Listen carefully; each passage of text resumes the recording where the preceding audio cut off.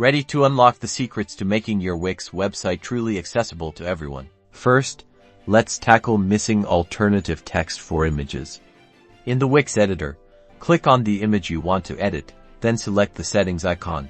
Inside the settings panel, find the alt text field and add a concise, descriptive alt text that accurately represents the image's content. Next, ensure Semantic HTML by using Wix's heading elements correctly.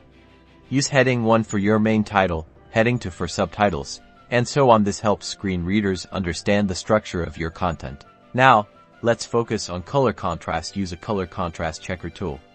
There are many free options online to verify that your text color is sufficiently different from your background color, meeting accessibility guidelines. To ensure keyboard navigation, check that all interactive elements, like buttons and links, are focusable, meaning users can navigate to them using the tab key. Wix mostly handles this automatically, but testing is key. By implementing these simple steps, you're well on your way to creating a more inclusive and user-friendly Wix website for everyone.